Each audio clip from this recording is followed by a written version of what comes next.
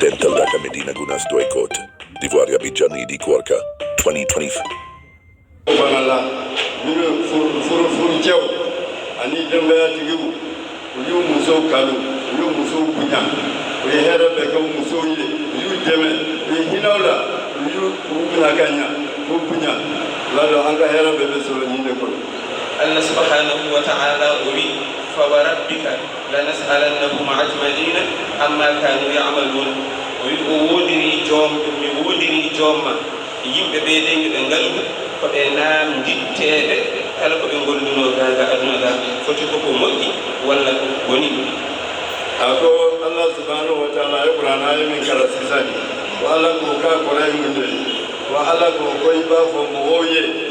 kuye ko nyumanke e bara nyumanke ko nyala cha du yele cha sabula ko bele ni ga ka kewale wala sini akani ubeni ga wala abefo min mani ubeni ga la o fala befo ala ke ko nyumanke worɓe ɓe kamɓe jibini rewɓe ɓe ko kamɓe jibini worɓe ɓe goto fof yo tottu goɗɗo o teddungal ngal foti tottude ɗum ambaɗo jew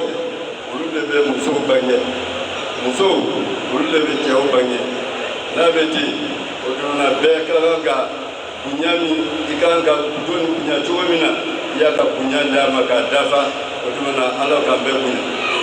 jinnaɓe noon yoɓe ngandu ko kamɓe jogui responsabilité kono ɓesguji maɓɓe baabiraɓe ɓe e neniraɓe kamɓe goni jogui responsabilité kamɓe goni namditoyteɓe ñande ñalawma dara alhaali ɓesguji maɓɓe wadde yoɓe mbattu haqqille e ɓesguji ɗi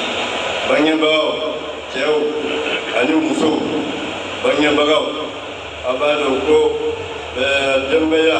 o kalifalen ɗo awma